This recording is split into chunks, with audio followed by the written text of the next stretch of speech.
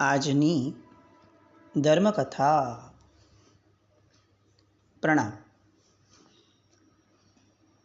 પર્યુષણા પર્વના વિરામ બાદ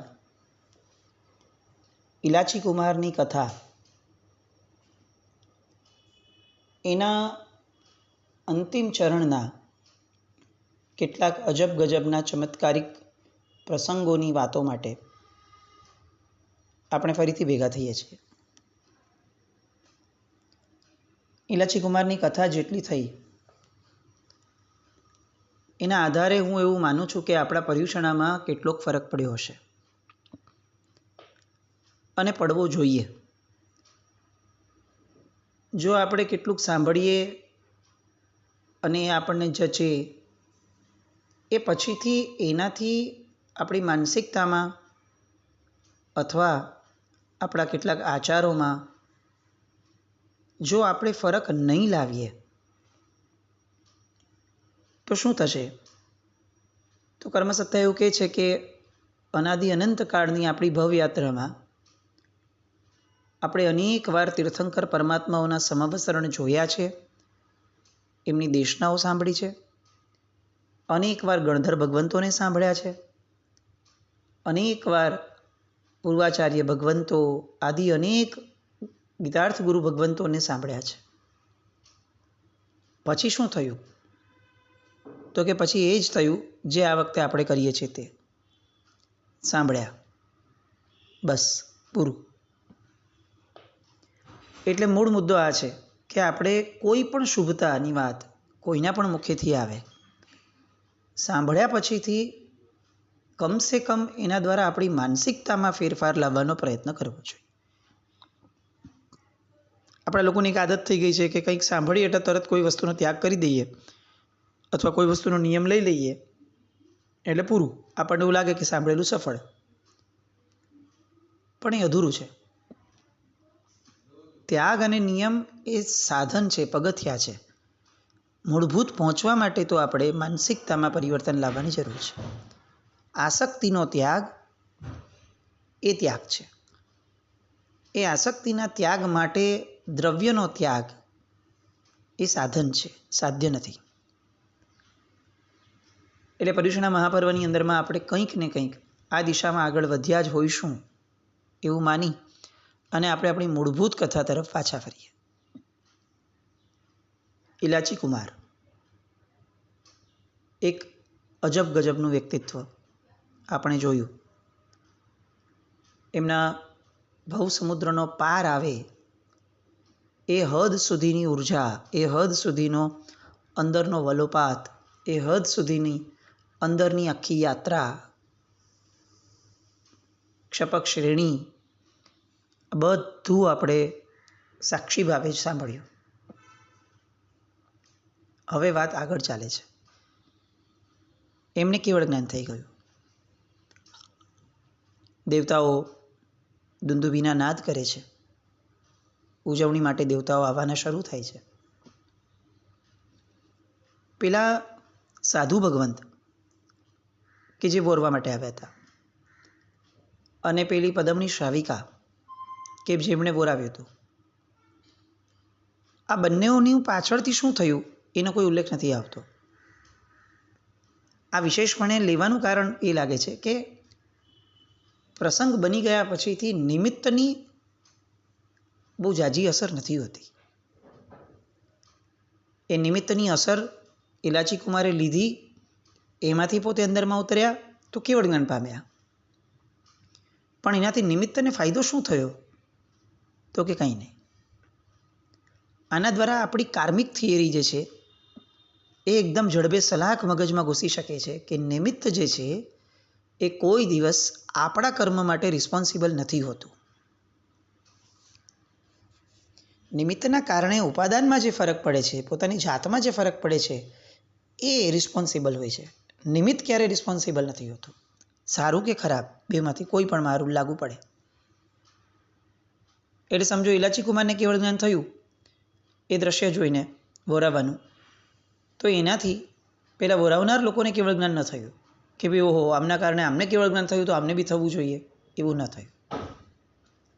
આ જ થિયરી આપણે લાગુ પડાવીએ કે કોઈક વ્યક્તિએ કંઈક ખોટું કર્યું અને એના કારણે આપણને આવેશ આવ્યો. હવે ઓલી થિયરી લાગુ પાડો કે આવેશ કરવાથી જે કર્મ બંધ થશે એમાં જેણે ખોટું કર્યું છે એ વ્યક્તિને શું ભોગવવું પડશે? એ વ્યક્તિને શું ફાયદો કે નુકસાન થશે? કંઈ જ નહીં થાય. અહીંયા પેલા મહાત્મા અને પદમની સ્ત્રી એ બંનેઓને પોતપોતાના આચારોને બહુ જ સારી રીતે પાળવાનો જે લાભ છે એ મળ્યો હશે, પણ કેવળ જ્ઞાનની અંદરમાં ઇલાચી કુમારના પોતાના પરિણામની અંદરમાં એ લોકોનો કોઈ રોલ પ્લે ના આવ્યો. આપણને ગુસ્સો કરાવનાર માણસ એ આબાદ છટકી જશે. કદાચ પાછળથી એ પોતાના કર્મનો પશ્ચાતાપ કરીને નીકળી જશે તો કદાચ એને તો કંઈ નહીં ભોગવવું પડે, પણ ગુસ્સો કરનાર માણસ એને ભોગવવું જ પડશે. એટલે કોઈના નિમિત્તે આપણે જ્યારે કંઈ પણ કરીએ છીએ અને પછી જે દોષનો ટોપલો આપણે એની પર ઢોળવાની માનસિકતાવાળા છીએ કે બધું એના કારણે થયું, એને જો આવું ન કર્યું હોત તો મેં આવું કેમ કર્યું હોત, મને આવું કરવું ગમતું જ નથી, મારો સ્વભાવ જ નથી, પણ એણે આ કર્યું એટલે મેં કર્યું. આ જે પર પ્રત્યેનો, પર દ્રવ્ય પ્રત્યેનો આપણો આધીનતાનો જે ભાવ છે એ અર્થવિહીન છે એવું આ દ્રષ્ટાંતથી આપણે સાબિત કરી શકીએ છીએ. ઇલાચી કુમારના ઉત્સવ માટે દેવતાઓ આવ્યા. લોકોને હજી સમજાતું નથી કે આ દોરડા પર આટલું સરસ નૃત્ય કર્યું, 3 વાર 4 વાર નૃત્ય કર્યાથી રાજા રીઝી નથી શક્યા. પ્રજા તો પહેલેથી રીઝાઈ ગયેલી હતી, પણ જો રાજા પણ રીઝી નથી શક્યા તો આ અચાનક દેવતાઓ કેમ આવ્યા? દેવતાઓએ કેમ ઉત્સવ શરૂ કર્યો? કેવળ જ્ઞાન નામનું તત્વ તો કોણ વિચારી શકે? કલ્પના પણ કોણ કરી શકે? પણ જેવો આ ઉત્સવ જોયો એવી સૌથી પહેલી અસર જેની પર થઈ, આજે આપણે એની વાત કરવી છે. જે મેં ગયા વખતે કીધું હતું એમ કે ઇલાચી કુમારને કેવળ જ્ઞાન થયું એ જેટલો મોટો ચમત્કાર નથી, એના કરતાં કંઈક ઘણો મોટો ચમત્કાર તો હવે થવાના છે, અને એકની પરંપરાએ થવાના છે. ઇલાચી કુમારના કેવળ જ્ઞાનનું મૂળ કારણ શું? મૂળ કારણ પેલું વહોરાવાનું દ્રશ્ય? તો કે ના, એ દ્રશ્ય એ કદાચ શરૂઆત છે પણ એનું મૂળ નથી. મૂળ શું છે? તો કે મૂળ છે પેલા રાજાનું પેલી નટડી પર મોહાવું તે. એ જે મોહાયો એના કારણે ઇલાચી ડિવિએટ થયા, એમનું ધ્યાન વળ્યું પોતાની દોરડા પરના નૃત્ય કળામાંથી, અને એમાંથી અશુભમાં દુર્ધ્યાનમાં ગયેલા મનને આ વોરાવાના દ્રશ્યએ શુભતાનો માર્ગ આપ્યો. પણ મૂળમાં પેલું દુર્ધ્યાન જે છે રાજા દ્વારા ઊભું થયેલું, એ સૌથી પહેલું મૂળ કારણ હતું, શરૂઆત હતી. હવે ઇલાચી કુમારના કેવળ જ્ઞાનથી સૌથી પહેલો ફરક પડ્યો કોને? તો કે જેણે આ મૂળ કારણ આપ્યું હતું એને. કોણ? રાજા. આપણી કલ્પના બહારના છે આ બધા પ્રસંગો. આમ જોવા જઈએ ને તો વર્ધમાન સ્વામી ભગવાનના કેવળ જ્ઞાન પછીના પ્રસંગો છે, કેટલાક વર્ષો પછીના, એટલે જંબુસ્વામી થયા એની પહેલાંના, સુધર્મા સ્વામી હયાત હતા જ્યારે આ પ્રસંગો થયા ત્યારે. એટલે આમ જીવોના ભેદની અપેક્ષાએ વિચાર કરીએ જળ અને વક્ર તો કંઈ બહુ એમાં ફરક નથી આપણામાં ને એમનામાં. આ ચોક્કસપણે પહેલું સંગ્રહણ હશે એટલે એ એક વિચારધારાનો ફરક ગણી શકાય, પણ રૂટ તો આપણા બધાના સેમ. હવે રાજા એનું પાત્ર આપણે જોયું છે, એક નંબરનો લંપટ માણસ, બેના તટનો રાજા છે. આખું જગત જાણે છે કે આના જેવો વિષયાંધ, કામી, લંપટ અને પરસ્ત્રી માટે લોલુપ એવો વ્યક્તિ બીજે જળવો મુશ્કેલ છે. એની પ્રજા જાણે છે, એની રાણીઓ જાણે છે, દરેકે દરેક વ્યક્તિ એને જાણે છે. અને આટલી બધી જ્યારે અપ્રસિદ્ધિ કે કુપ્રસિદ્ધિ મળી હોય ને ત્યારે એનું મૂળ કારણ હોય ઘણા બધા પ્રસંગો. એક પ્રસંગના કારણે આટલું ન થાય, પ્રસંગોની હારમાળા સર્જાઈ હોય ને ત્યારે લોકોમાં આ છાપ એસ્ટાબ્લિશ થઈ જાય. એટલે એનો મતલબ એ કે આ માણસે એટલી હદ સુધીના નબળા કામો કર્યા હશે કે જેના કારણે લોકોમાં એસ્ટાબ્લિશ થઈ ગયું કે આ માણસ લંપટ છે. આ રાજાએ જોયું કે આ દોરડા પર નાચતો ઇલાચી એને કેવળ જ્ઞાન થયું અને તરત જ એને એક આઘાત લાગ્યો, એક ઝટકો લાગ્યો. એ જે નટડીથી મોહાઈ અને જે વગર દોરડે નાટકો કરતો હતો, ઇલાચી તો દોરડા પર ઊભો રહીને નાટક અને નૃત્ય કરતો હતો, આ સિંહાસન પર બેઠા બેઠા પણ આવા નાટકો કરતો હતો, પલટી ખાતો હતો કે ભાઈ મેં તારું નૃત્ય જોયું નથી, ફરી વાર કર, તું હવે આ રીતે કર, તું આમ કર. અને આ કરવાનું મૂળ કારણ એ કે ક્યાંક ને ક્યાંક જો ઇલાચી મરી જાય તો આ નટડી મારી થઈ જાય. એટલે આને આપણે રૌદ્ર પરિણામ કહી શકીએ. આર્ત ધ્યાન નથી, આ રૌદ્ર ધ્યાન છે. કોઈ વ્યક્તિ છેક મરી જાય એ હદ સુધી પણ આપણી સંવેદના એ જણે નહીં તો સમજવું કે આપણે રૌદ્ર પરિણામી છીએ. ઇલાચી મરી જાય તો ચાલશે, પણ મને આ નટડી મળવી જોઈએ. આ જે રાગ છે, આ જે વિષયાંધતા છે, એ નિશ્ચિત નરકગામી કહી શકાય એવા રૌદ્ર પરિણામી વિચારધારા છે. આ સામાન્ય પાપ નથી કે ભાઈ ચાલો ને આ નટડી મળી જતી હોય તો કેટલીક માયાઓ કરી લઈએ. ના, આ તરતમતા છે. પાપનો ભેદ છે. એને કયા આશયથી કર્યું, કેટલી તીવ્રતાથી કર્યું, કેટલા આવેગથી કર્યું, આ બધું જોવાય છે કર્મ બંધ થાય ત્યારે. અને કર્મ જ્યારે ભોગવવાનું આવે ત્યારે એની પણ અસરો છે. આપણે ત્યાં ફક્ત સ્થિતિબંધ નથી, રસબંધ છે, પ્રદેશબંધ છે, આ બધા બંધ છે. કેમ?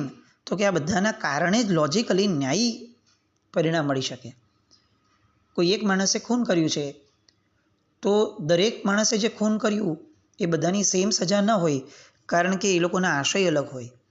કેટલાક એવું હશે કે જે ડિફેન્સ કરવા માટે માર્યા હશે, કેટલાકે એને ક્રૂરતાથી માર્યા હશે, કેટલાકથી મરી ગયા હશે. તો આ બધા ભાવોનો ફરક છે, તો એના કારણે સજામાં પણ ફરક પડે છે. આ તરતમતા જે છે એ તરતમતા બહુ જ મહત્ત્વની છે. કાર્ય થયું બરાબર છે, પણ કઈ રીતે થયું, ક્યારે થયું, કેવી બુદ્ધિથી થયું, કેવો પક્ષપાત હતો એ સમયે મનમાં, કેવો આવેગ હતો, આ બધા ફેક્ટર્સ બહુ જ વાઇટલ હોય છે. અને એટલે જ આપણે ત્યાં જ્યારે ભવ આલોચના લખવામાં આવે છે ત્યારે ભવ આલોચનાની અંદરની આ વિધિ છે આપણે ત્યાં કે કોઈ પણ કુકર્મ થયું છે તો એના આ બધા પરિપ્રેક્ષ લખી અને ભવ આલોચના લેવાની છે.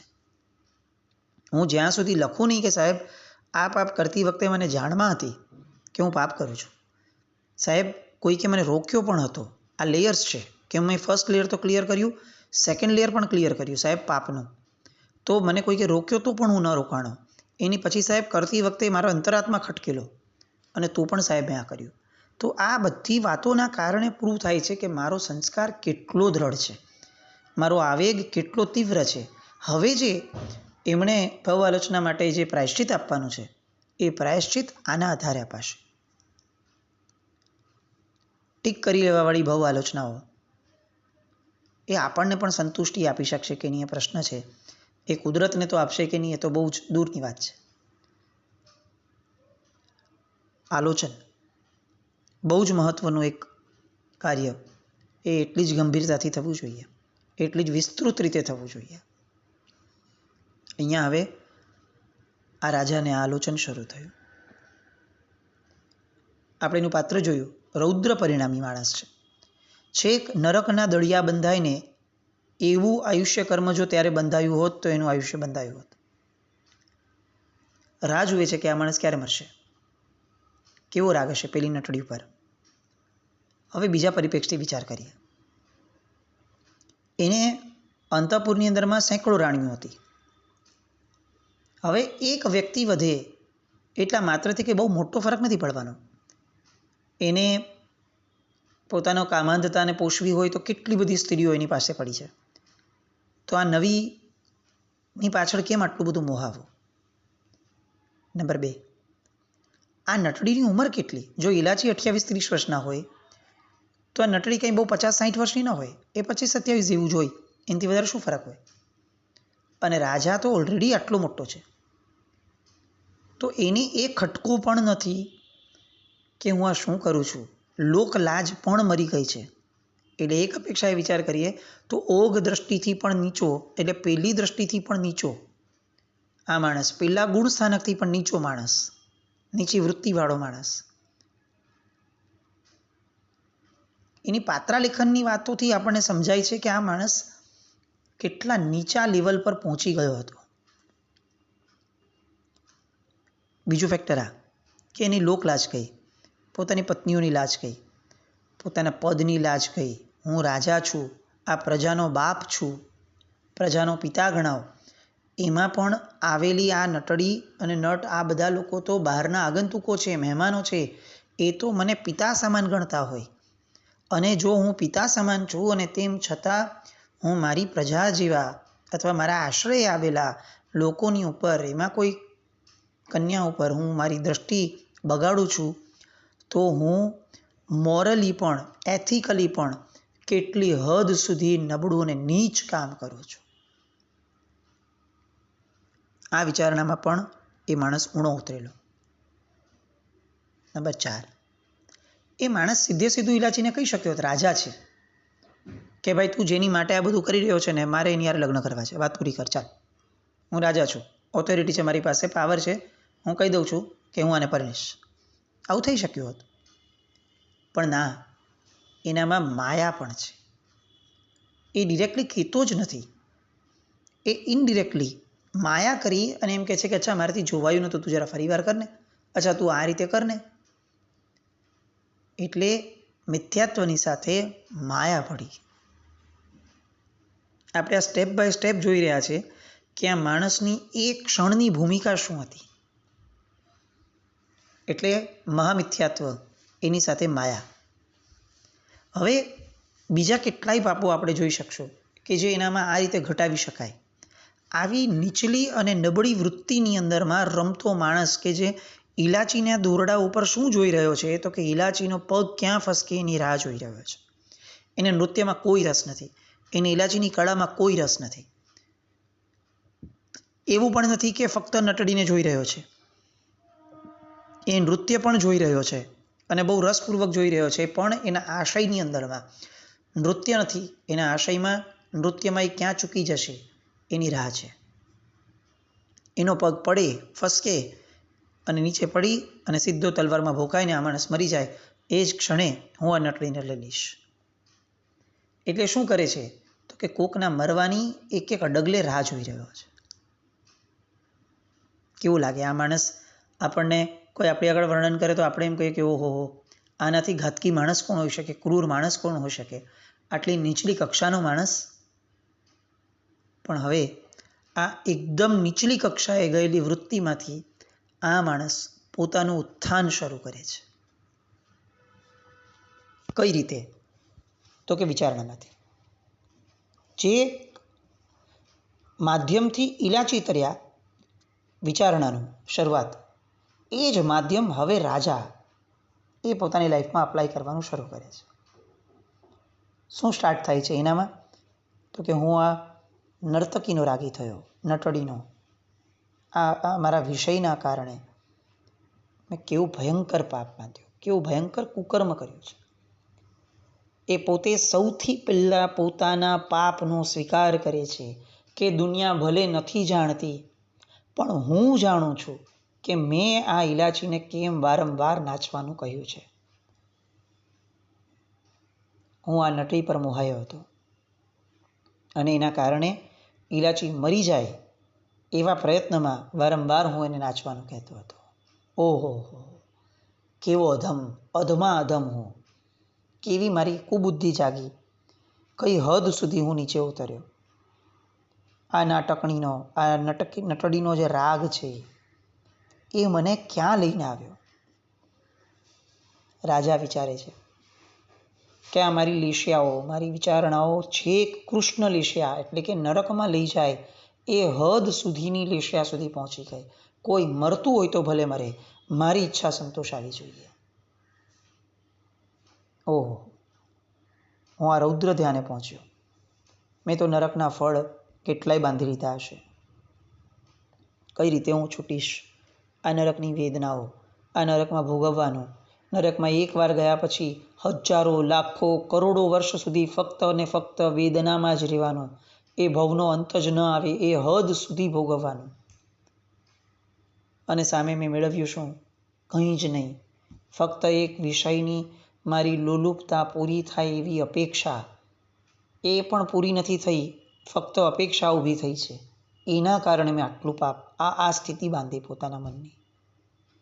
સૌથી પહેલો આ વિચાર, પશ્ચાતાપની શરૂઆત.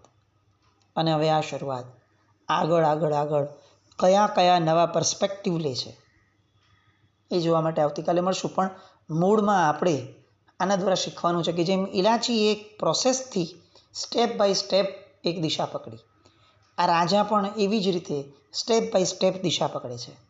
બસ ફક્ત તકલીફ એ છે કે આપણે ક્યારેય પોતાના જીવનમાં સ્ટેપ બાય સ્ટેપ પ્રોસેસમાં જવા માટે ઈચ્છુક જ નથી થયા. બસ આવી ઈચ્છાઓ કંઈક આપણામાં જાગે અને આપણામાં કંઈક જાગે, આપણું પ્રગટે, આપણું પોતાનું પોત પ્રગટે અને આપણને એક પ્રોસેસ શરૂ કરાવે. એવી શુભ મંગલ કામના સાથે જીનાજ્ઞાવૃત કંઈ પણ બોલાય તો મિચ્છામિ દુક્કડમ. જૈનમ જયતિ શાસન.